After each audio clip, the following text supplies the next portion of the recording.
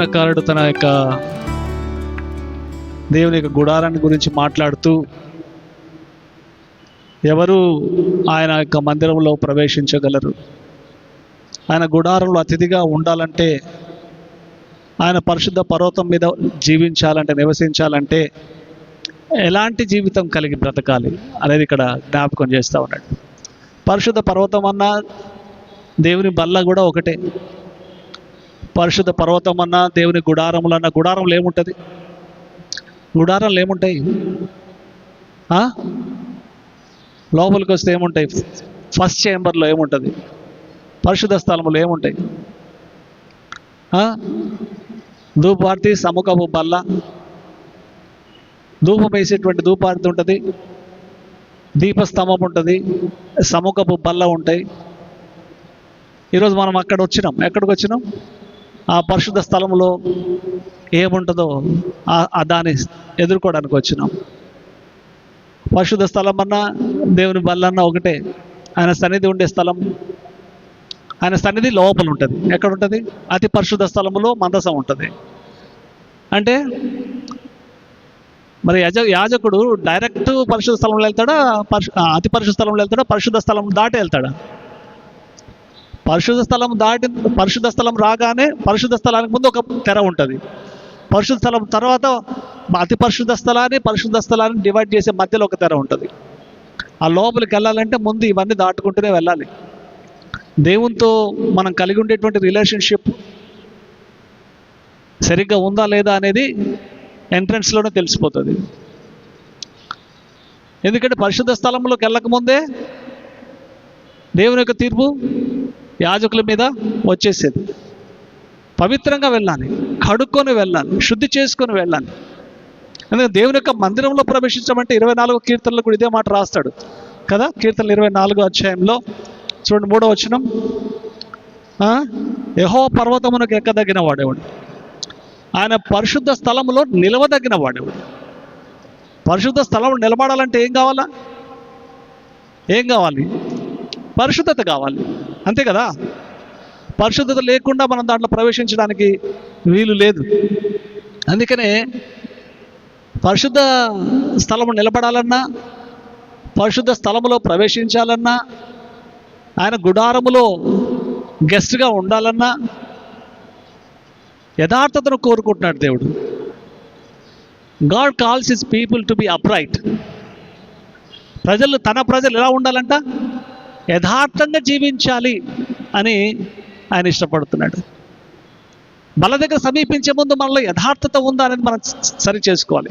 ఈ 15వ అధ్యాయం మొదటి 5 వచనాల్లో దేవుడు తను సేవించేవారు, తన పరిశుద్ధ స్థలానికి ఎక్కువచ్చేటువంటి వారు, తన పరిశుద్ధ స్థలములో నివసించాలన్న కోరిక, ప్రవేశించాలన్న కోరిక, నిలబడాలన్న కోరిక, ఎక్కి రావాలన్న కోరిక ఉంటే, ఎక్కి రాకముందు లోపలికి వచ్చి నిలబడాలంటే యథార్థత దేవుడు మనలో చూస్తున్నాడని దేవుడు మరొకసారి జ్ఞాపకం చేస్తున్నాడు. సరైనటువంటి ప్రవర్తన కలిగి ఉండాలి. అందుకే యెషయా 33వ అధ్యాయము 15వ వచనంలో, యెషయా 33వ అధ్యాయము 15వ వచనంలో దేవుడు తన ప్రజలను ఏ రీతిగా జీవించాలనేది జ్ఞాపకం. 15వ వచనం 33:15, వణుకు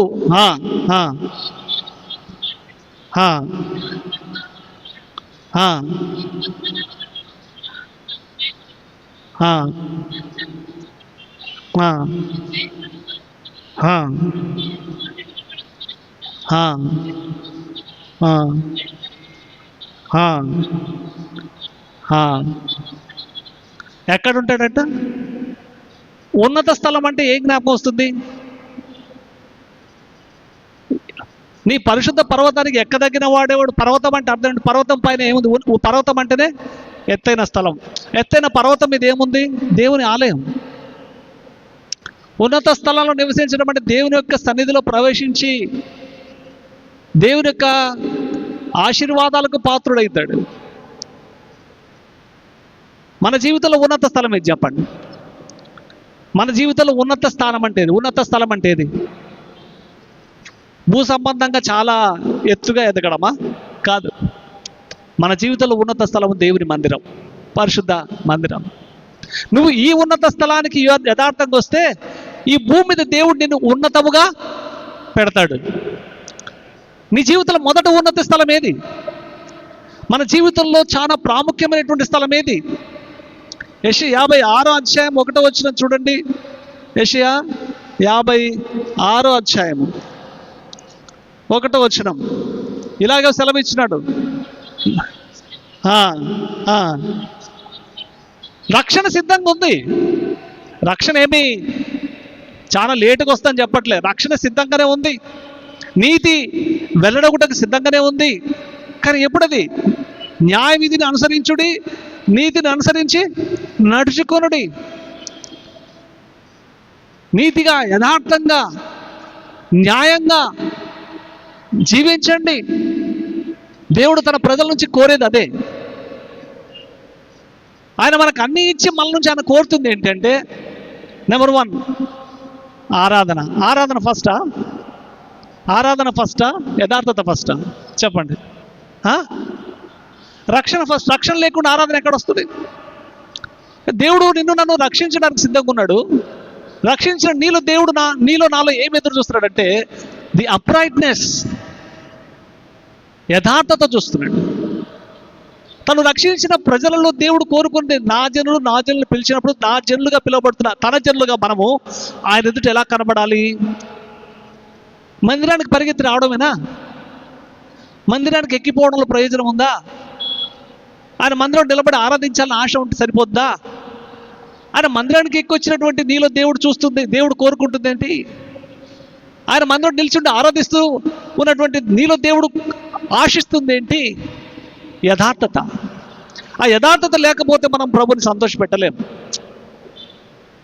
మీకా ప్రవక్త 6వ అధ్యాయంలో 8వ వచనంలో ప్రజలను హెచ్చరిస్తూ ఏం రాస్తున్నాడు? మీకా 6వ అధ్యాయము 8వ వచనం. మనుష్యుడు ఏది ఉత్తమమో నీకు తెలుసు.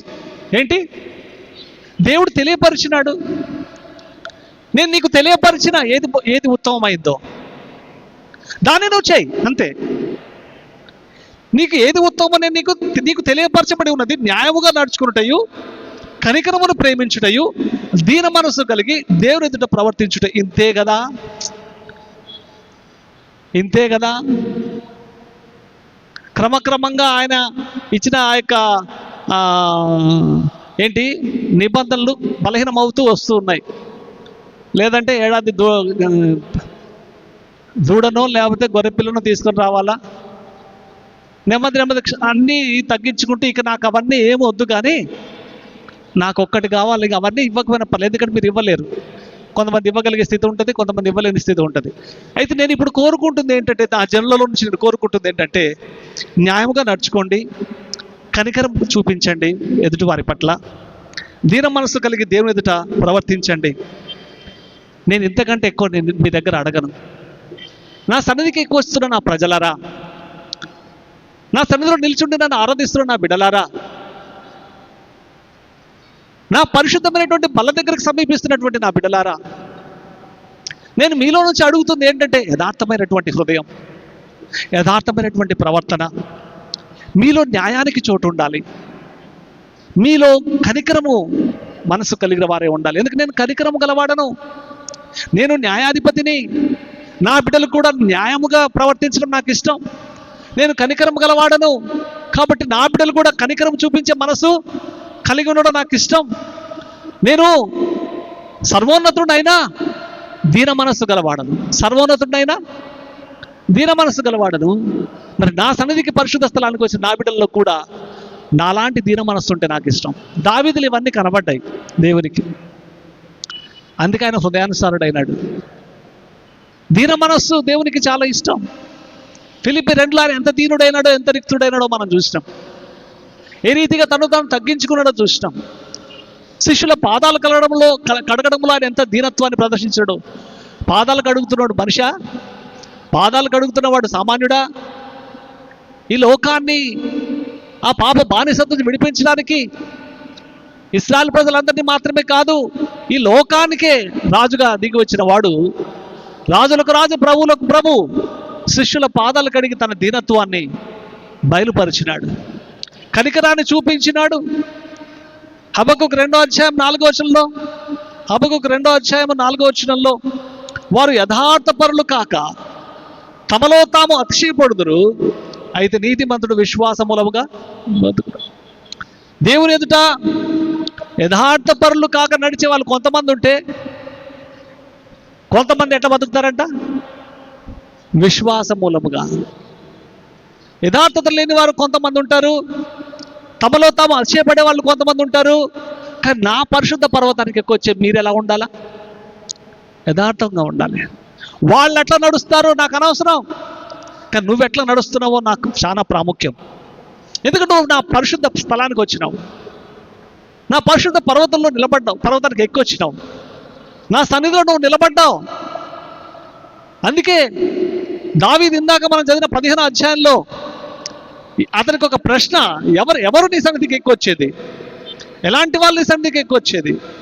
నీ గుడారంలో అతిథిగా ఎవరు ఉంటారు? నీ పరిశుద్ధ పర్వతం మీద ఎవరు నివసిస్తారు? అది నివసించాలంటే ఎలా ఉండాలి? క్లియర్గా దేవుడు చూపిస్తూ ఉన్నాడు. మార్క్స్ వార్త 12వ అధ్యాయం, మార్క్స్ వార్త 12వ అధ్యాయము 29వ వచనం చదువుదాం. ఇశ్రాయేలు వినుము, శాస్త్రంలో ఒకడు వచ్చి వారు తర్కించడం విని ఆయన వారికి బావుగా ఉత్తరం ఇచ్చిన గ్రహించి ఆజ్ఞలన్నింటిలో ప్రధానమైన ఆజ్ఞ ఏదని అడగడానికి శాస్త్రంలో ఒకడు వచ్చి అడిగితే అందుకు ప్రభు ఏమి సమాధానం చెప్తున్నాడు? అందుకు ప్రధానమైనది ఏదనగా, ఓ ఇశ్రాయేలు వినుము. ఇశ్రాయేల్ అంటే అర్థం ఏంటి? దేవుని ప్రజలు. మన దేవుడనే యెహోవా ప్రభు అద్వితీయ ప్రభువు, నీవు నీ పూర్ణ హృదయంతోనూ, నీ పూర్ణ ఆత్మతోనూ, నీ పూర్ణ వివేకంతోనూ, నీ పూర్ణ బలముతోనూ నీ దేవుడని ప్రభువును ప్రేమింపవలనన్నది ప్రధానమైన ఆజ్ఞ. రెండవది, నిన్ను వల్ల నీ పొరుగు వారిని ప్రేమింపవలనన్నది రెండవ ఆజ్ఞ. వీటికంటే ముఖ్యమైన ఆజ్ఞ మరి ఏది లేదు. నన్ను ఎట్లా ప్రేమిస్తావో అట్లే నీ పొరుగు వారిని ప్రేమించు.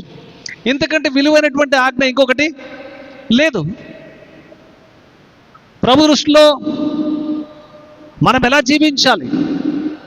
అందుకే కీర్తనలో యథార్థంగా బతకాలి, ప్రభువుని పూర్ణ హృదయంతో ప్రేమించాలి, నిన్ను నువ్వు ప్రేమించుకున్నట్టు నీ పొరుగు వారిని ప్రేమించాలి. అంటే ఎదుటివాని మీద కనికరము, ఎదుటివాని ఎట్లా దీన మనసు కలిగి బ్రతకాలి, ఎదుటివానికి మేలు చేయాలి. దేవుని ప్రేమిస్తే అయిపోలేదు, ప్రభు నన్ను ప్రేమించినట్టు నువ్వు పొరుగువాన్ని కూడా ప్రేమించు.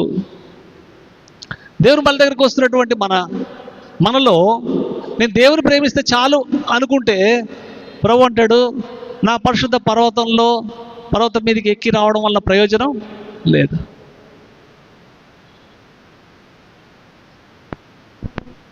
ఆయన నా పరిశుద్ధ స్థలములో నువ్వు నివసించాలని కోరిక ఉన్న ప్రయోజనం లేదు. ఎందుకంటే దానివల్ల నీకేం ప్రయోజనం ఉండదు. ఎందుకంటే నేను కోరుకుంది నీలో లేదు. నువ్వు నన్ను ప్రేమిస్తున్నా అంటున్నావు, ఎదుటివాడిని ప్రేమించట్లేదు, ఎదుటివారి మీద కనికరం చూపించట్లేదు. 15వ అధ్యాయంలో ఎంత స్పష్టంగా అక్కడ చెప్పాడు. అలా ఎక్కి రావాలంటే ఎలా ఉండాలి? పొరుగువాని మీద నింద మోపకూడదు. ఏంటి? పొరుగువాని మీద నింద మోపకూడదు, నిజం పలకాలి, అబద్ధాలు పలకకూడదు. ఎఫెసీయులకు రాసిన పత్రిక 4వ అధ్యాయం 25వ వచనంలో అపోస్తలుడైన పౌలు ఎఫెసీయులకు రాసిన స్టాప్ టెల్లింగ్ లైస్, అబద్ధం ఆడటం మానండి అన్నాడు 4:25లో. ఎదుటివాని పొరుగువాని ఎదుట మనం సత్యమే పలకాలి. So let us tell our neighbors the truth. సత్యమును గురించి చెప్పాలి. ఎందుకంటే మనము ఒక శరీరంలో భాగాలుగా ఉన్నాం. దేవుని బల దగ్గరికి వచ్చినటువంటి మనమందరం కూడా దేవుని మందిరం అనేటువంటి శరీరానికి ఎవరు? మనం భాగాలము, పార్ట్లము. we are the parts of the God's own body which is church. దేవుని యొక్క శరీరముగా పిలువబడుతున్న మందిరంలో మనం ఎవరో చెప్పండి. ఈ చెయ్యికి అబద్ధం చెప్పగలదా? లేదా ఈ చేతులకు నోరు అబద్ధం చెప్పగలదా? ఎందుకంటే బాడీలో ఒకే బాడీకి చెందినటువంటి పార్ట్లం. చెప్పలేము. అలాంటప్పుడు మందిరంలోకి వచ్చినటువంటి పరిశుద్ధుల సమూహంలో ఉండే వాళ్ళందరూ కూడా మందిరం అనేటువంటి ఒక శరీరంలో ఒక భాగాలము. మనం ఒక సహోదరికి ఒక సహోదరుల మధ్య అబద్ధాలు చెప్పుకోవచ్చా? ఈ చెయ్యి ఇంకో చెయ్యికి మోసం చేస్తుందా? ఈ చెయ్యి అదే శరీరంలో ఇంకొక చెయ్యికి మోసం చేస్తుందా? చేయదు. We are the parts of the body of Christ. క్రీస్తు యొక్క శరీరంలో భాగాలం మనం. అబద్ధం ఆడొచ్చా? అంటే అబద్ధములు ఆడటం వలన ఏం కోల్పోతున్నాం చెప్పండి? అబద్ధం ఆడటం ఏం కోల్పోతున్నాం? పరిశుద్ధ స్థలములో నివసించే భాగ్యాన్ని కోల్పోతున్నాం. పరిశుద్ధ స్థలానికి ఎక్కే విషయంలో ధైర్యం, అందుకే మనం ధైర్యం ఎక్కలేం. దేవుడు మనం ఎట్లా కోరుకునేటువంటిది యథార్థమైనటువంటిది.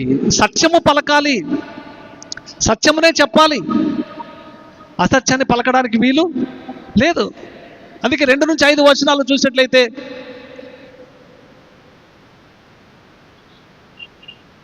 మనం దేవునితో కలిగి ఉండేటువంటి రిలేషన్షిప్ దేని మీద ఆధారపడి ఉంది తెలుసా? దేని మీద ఆధారపడి ఉంది? ఒకరితో ఒకరు కలిగి ఉండేటువంటి రిలేషన్షిప్ మీద ఆధారపడి ఉంది.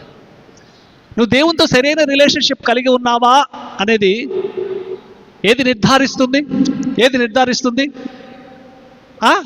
నీ పొరుగువాని, నీ సహోదరుడితో నువ్వు ఎలాంటి సంబంధం కలిగి ఉన్నావు?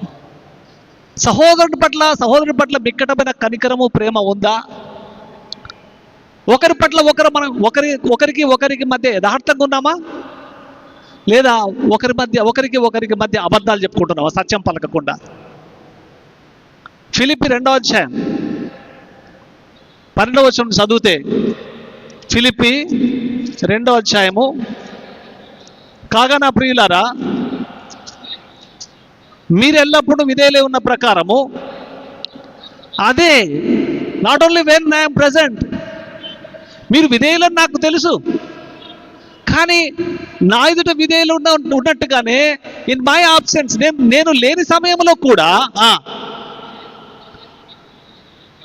మరి ఎక్కువగా నేను మీతో లేని ఈ కాలమందు భయముతోనూ వణుకుతోనూ మీ సొంత రక్షణను కొనసాగించుకొనుడి. ఎందుకనగా మీరు ఇచ్ఛయించుటకు కార్యసిద్ధి కలుగజేసుకున్నటకు తన దయా సంకల్పం నెరవేరుటకై మీలో కార్యసిద్ధి కలుగజేయువాడెవరు? ఏంటి? ఏం కనబడుతుంది అక్కడ? చెప్పండి. దేవుడు నీకు ఇచ్చినటువంటి రక్షణ మీరు కాపాడుకోండి, మీ సొంత రక్షణ కాపాడుకోండి, కొనసాగించండి. ఎందుకంటే దేవుడు తన దయా సంకల్పమును నెరవేర్చుకునేటువంటి ఉద్దేశము అక్కడ కలిగి ఉన్నాడు.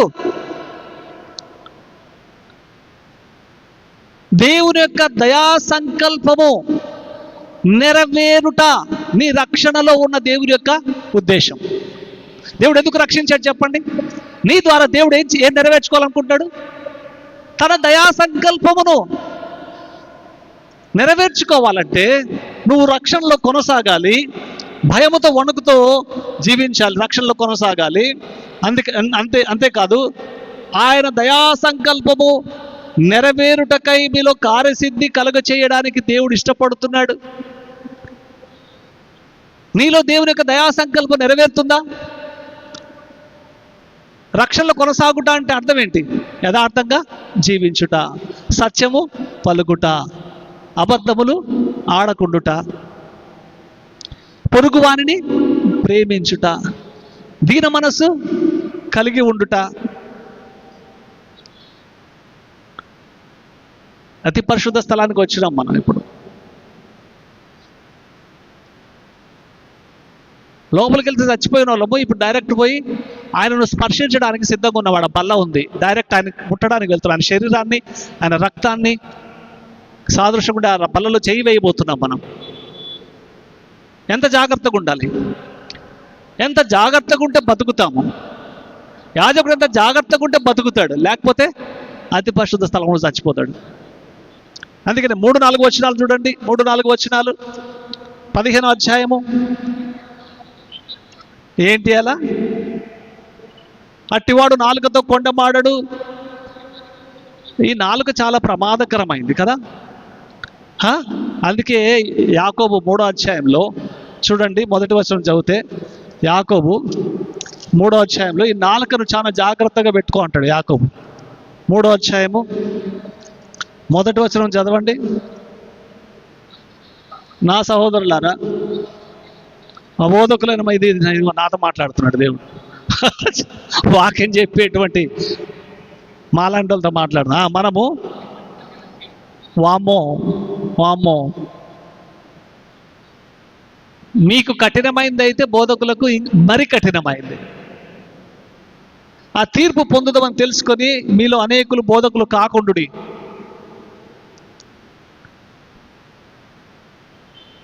మత్తయి సువార్త ధన్యతల గురించి రాయబడింది కదా 5వ అధ్యాయంలో. 32వ కీర్తనలో తన పాపాలకు పరిహారం నొందిన వాడు ధన్యుడు అని ఉంది కదా. ఈ రోజుల్లో ఎవరు ధన్యులు చెప్పండి? ఈ రోజుల్లో ఎవరు ధన్యులు చెప్పండి? ఎవరు ధన్యులు? అంటే బోధకులు ఎవరైతే కాలేదో వారు ధన్యులు. ఇప్పుడు అభాగ్యుడిని ఎవరంటే నాలాంటి వాడు. ఏంటి? కొంచెము తేడా వచ్చినా శిక్ష గట్టిగా ఉంటుంది, కొంచెం తేడా వచ్చినా ఎట్లుంటుంది. కానీ ఈ ఈ ఇప్పటి కాల బోధకులకి చీమ కుట్టినంత భయం కూడా లేదు, చీమ కుట్టినంత భయం కూడా లేదు. ఎంత ధైర్యంగా వాళ్ళు పలకకూడని మాటలు పలుకుతున్నారు, ఎంత ధైర్యంగా వాళ్ళు చేయకూడని పద్ధతుల్లో పరిచర్య చేస్తున్నారు. వీళ్ళు అనేకులు బోధకులు కాకుండా, ఎందుకంటే మరి కఠినమైనటువంటి తీర్పు పొందుతారు. అనేక విషయాలు మనం అందరము తప్పిపోచున్నాం. ఎవడెన్నో మాట ఎందుకు తప్పని ఎడల అటివాడు లోపము లేనివాడై తన సర్వ శరీరమును స్వాధీనమందు ఉంచుకొని శక్తి గలవాడగును. మాట తప్పడం, మన మాట ఎట్లుండాలి? అవునంటే అవును, కాదంటే కాదు. కొన్ని మాటలు ఎట్లుంటాయి? గుర్రములు మనకు లోబొట్టకే నోటికి ఏం పెడతారంట? కళ్ళం పెట్టి వాటి శరీరం అంతా త్రిప్పుతుము కదా.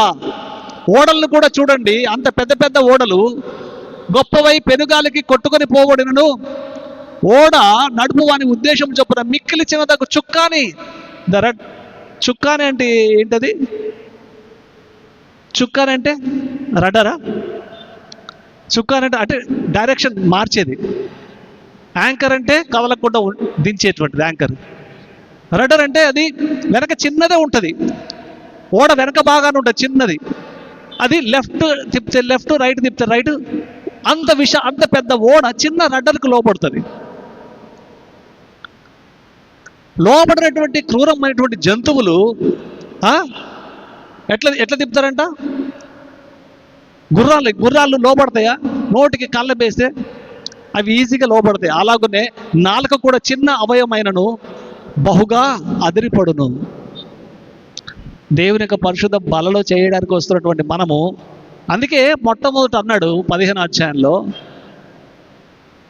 అంత ఈజీ కాదు లోపలికి ప్రవేశించాలని. పరిశుద్ధ స్థలమును, ఆయన పరిశుద్ధ స్థలములో మనం ఉండాలంటే, ఆయన పరిశుద్ధ స్థలము నిలబడాలంటే, మనం ఆయన పరిశుద్ధ స్థలంలో ఆయన బలలో పాలుపంపులు పుచ్చుకోవాలంటే అంత ఈజీ కాదు. అందుకే కొండెములు ఆడకూడదు అని రాయబడింది కదా. 3వ వచనం ఏం చదివినాం? 15వ అధ్యాయం 3. అదే నాలుక జాగ్రత్తగా పెట్టుకుంటాడని అర్థం. నాలుకతో కొండములు ఆడడు. నాలుక ఎట్లాంటిది? నిప్పు లాంటిది. చెలికానికి కీడు చెయ్యడు, పొరుగువాని మీద నింద మోపడు.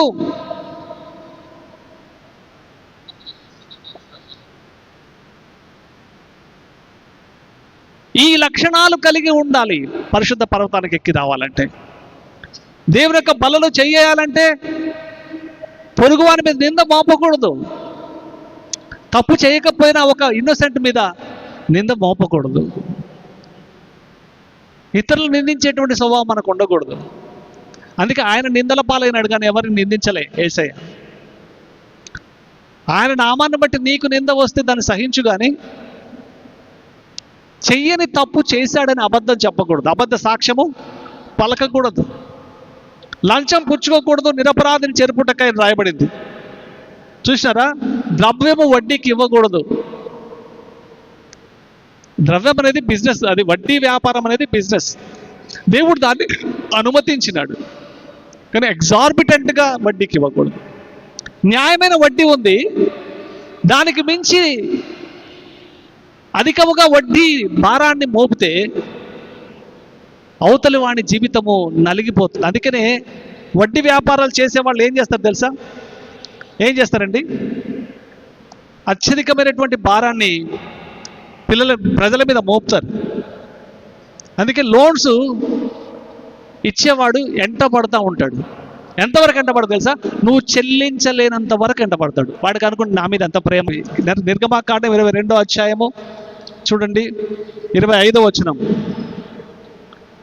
నా ప్రజల్లో నీ యొద్ద నుండి ఒక బీదవాడు సొమ్ము అప్పు ఇచ్చినట్ల వడ్డీకిచ్చు అనవలే వాని ఎడల జరిగింపకూడదు, వానికి వడ్డీ కట్టకూడదు. నా ప్రజల్లో నీ యొద్ద నుండి ఒక బీదవానికి సొమ్ము అప్పిచ్చిన ఎడల వడ్డీకిచ్చు వానివలే వాని ఎడల జరిగింపకూడదు. ఒక బీదవానికి నువ్వు సొమ్ము అప్పిస్తే నీ సొంత సహోదరునికి నువ్వు సహాయం చేయాలి తప్ప వాడి దగ్గర వడ్డీ వసూలు చేసి వాడిని బాధ పెట్టకూడదు. దేవుడు కూడా బీదవాణి మీద కనికరం చూపించు అంటున్నాడు. వ్యాపారానికి నువ్వు ఇవ్వు, కానీ పేదవానికి ఇచ్చేటప్పుడు మాత్రం ఎట్లివ్వు? అప్పివ్వద్దు. అప్పివ్వు కానీ వడ్డీకి ఇవ్వద్దు. మళ్ళీ నీకు ఉన్నప్పుడు ఇచ్చేనా అన్న పర్వాలేదు, కానీ దానికి వడ్డీ వేసి అడగొద్దు. దానికి వడ్డీ వేసి అడగొద్దు. ఇది కనికరం గల హృదయాన్ని చూపిస్తూ ఉంది. దేవునికి కూడా ఇష్టము కాదు ఇది. లేవి 25వ అధ్యాయం 35వ వచనం చూడండి. లేవి కాండం 25వ అధ్యాయము. దేవునికి కూడా ఈ వడ్డీ అన్యాయంగా తీసుకుంటే ఆయన తట్టుకోలేడు. 25వ అధ్యాయము 35వ వచనం.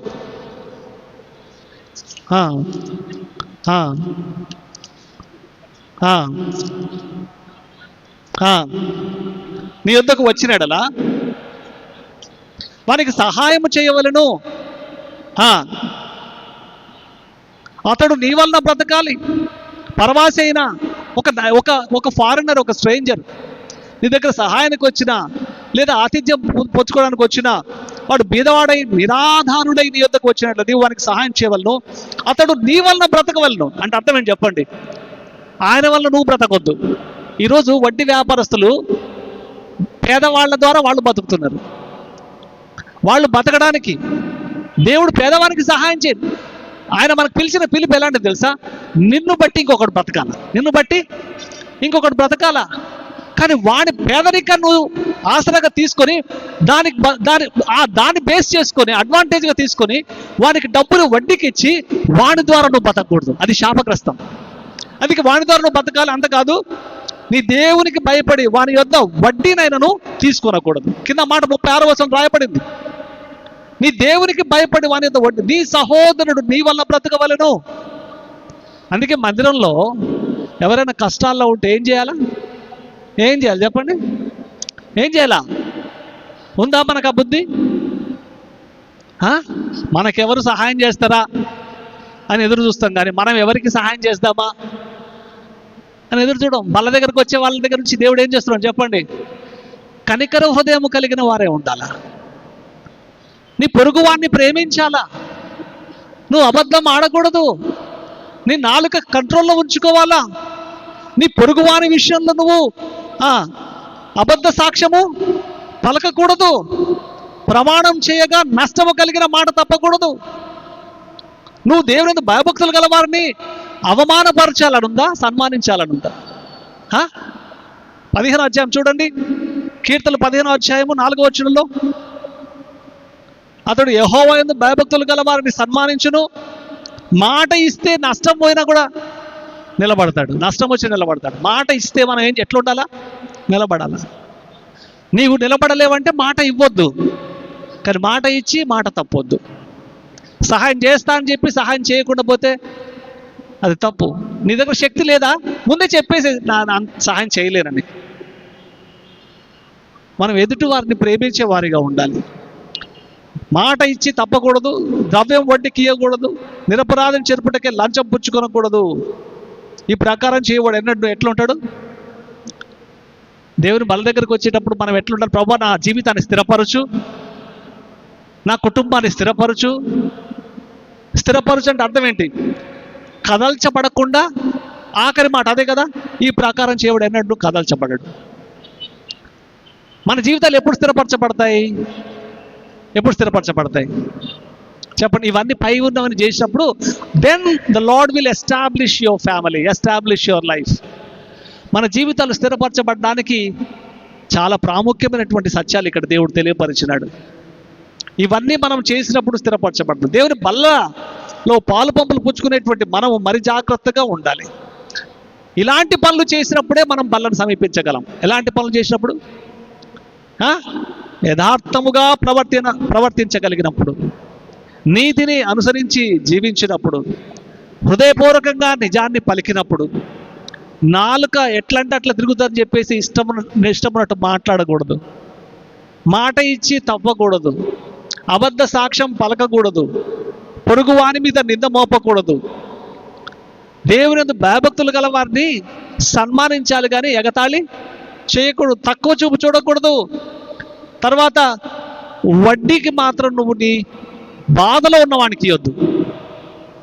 వడ్డీకి ఎవరికి వడ్డీకి ఇవ్వకూడదు డబ్బులు చెప్పండి?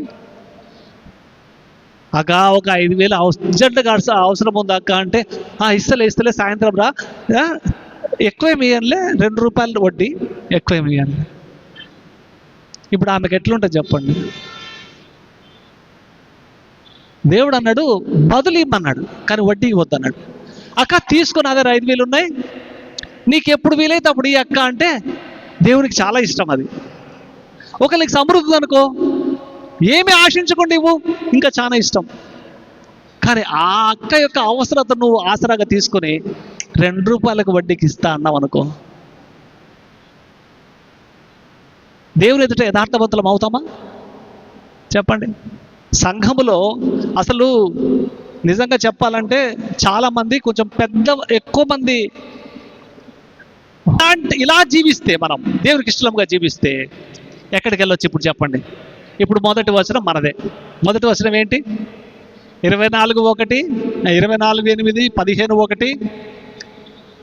ఈ పరిశుద్ధ స్థలానికి నువ్వు ఎక్కి రావుటకు అర్హురాలవి, ఈ బల్లను సమీపించుటకు నువ్వు అర్హురాలవి, ఈ బల్లలో చేయి వేయుటకు నువ్వు అర్హురాలవి.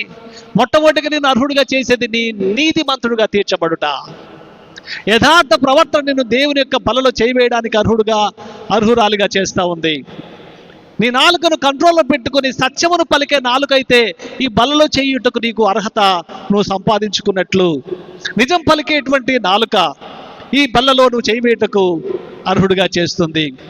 పొరుగువాన్ని ప్రేమించే మనసు, దేవుని యందు భయభక్తులైన పరిశుద్ధులను సన్మానించి గౌరవించేటువంటి మనసు, మాట ఇచ్చి తప్పనేటువంటి ప్రవర్తన, అలాగే నిరపరాధిని కాపాడేటువంటి మనస్సు, లంచము పుచ్చుకోని చేతులు దేవుని బలం సమర్పించవచ్చు. దేవునికి ఒక ₹1,00,000 ఇచ్చేసి లంచం డబ్బులు, నేను దేవునికి ఇచ్చిన దేవుడు అంటే సంతోషపడతాడా చెప్పండి? దేవుడు లంచం డబ్బులు తీసుకుంటాడా? దేవునికి ఏ డబ్బు ఇవ్వకూడదు? నీ కష్టార్జితమి, లంచం డబ్బులు వేయద్దు.